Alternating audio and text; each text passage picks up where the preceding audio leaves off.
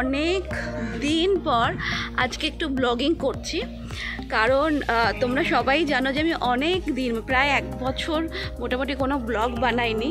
তো আজকে আমার 7, তো সেই কারণে আজকে ব্লগটা করছি। আর আমার গেট আপটা আমি এইভাবে রেডি হয়েছি, এইভাবে সাজগোজ করেছি। তোমরা কমেন্টসে বলো কেমন লাগছে আমাকে। তো আমি রেডি হয়ে একদম রেডি। এখন সবাই ফটো তোলা হচ্ছে আর সবাই সাজগোজ করছে। তো এখন নিচে গিয়ে খাওয়া দাওয়া সমস্ত কিছুই হবে, লোকজন আসা শুরু করে দিয়েছে। তো এখন চলো নিচে যাওয়া যাক। ফার্স্টেই বলে রাখি, এটা হচ্ছে আমার 9 মান্থের স্বাদ। আমার মা মানে আমার বাপের বাড়ির থেকে এটা দেওয়া হচ্ছে।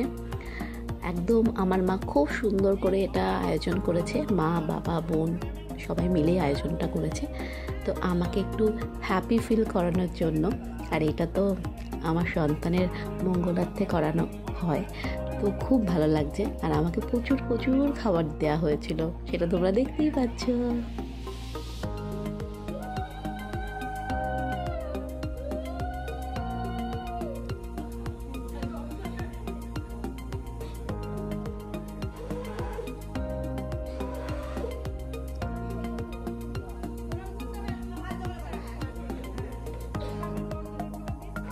এখন শুরু হচ্ছে আমার আশীর্বাদ পর্ব, কারণ এই জিনিসটা ছাড়া সব কিছুই ইনকমপ্লিট, কোনো কিছু যেন কমপ্লিট হয় না।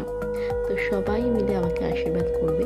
আর এই পর্বটা আমাদের বাড়িতে শুরু হলে যেন শেষই হতে চায় না, কারণ আমাদের বাড়িতে এত লোকজন সবাই আশীর্বাদ করে। আমার বাপের বাড়ি শ্বশুর বাড়ি সবাই আমাকে দুহাত ভরে আশীর্বাদ করেছে, এবং আমাকে সবাই এত ভালোবাসা দিয়েছে। এই বেবি শাওয়ারে আমার প্রাণ ভরে গেছে।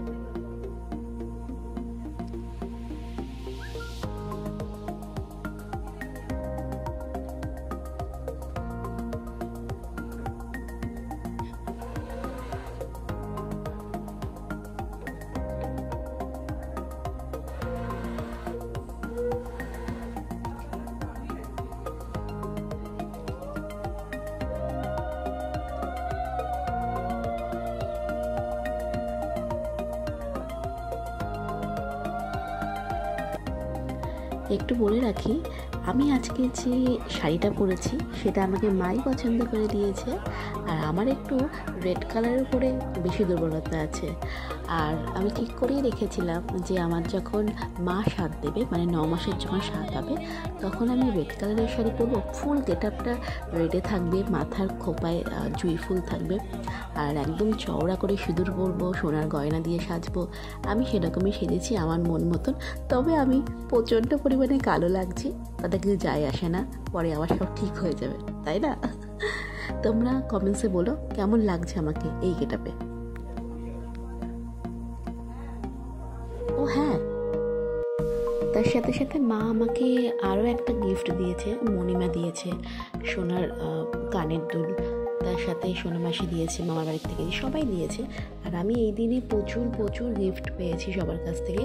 যেটা পেয়েছি সেটা হচ্ছে সবার আশীর্বাদ। এটাই দরকার লাইফে চলার জন্য, এটা সব থেকে বেশি ইম্পর্টেন্ট, যেটা আমি সবার কাছ থেকে পেয়েছি, পাই আমি সবার কাছ থেকে।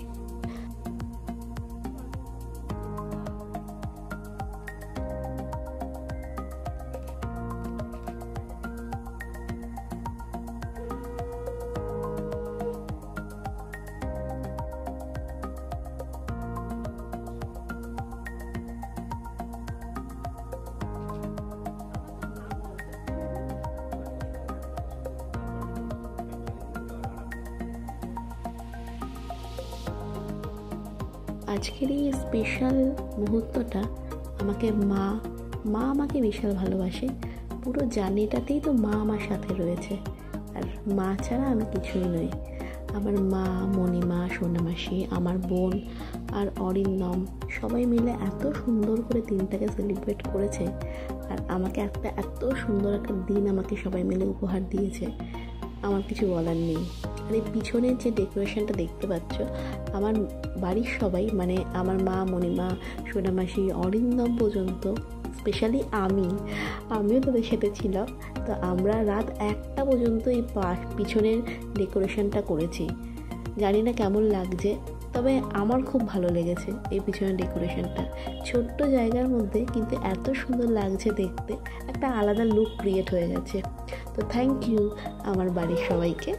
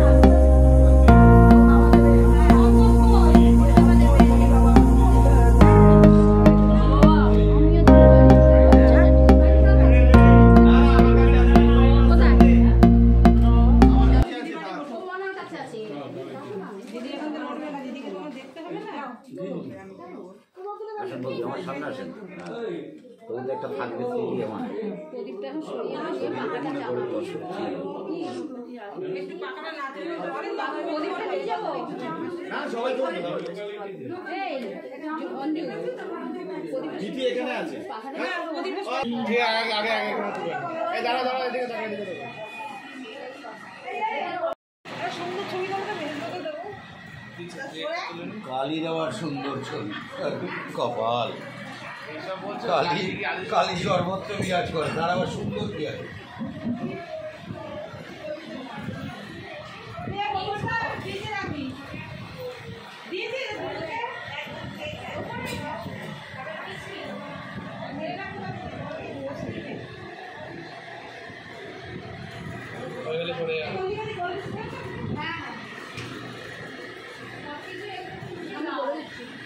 পায়েস, চাটনি, চিংড়ি মাছ, পমফ্রেট আর ট্যাংরা মাছ, ইলিশ মাছ, মাছের মাথা, আর এটা আমার খুব ফেভারিট হচ্ছে পটলের দরমা আর ডাল, আর ওই নর্মালি মিষ্টি।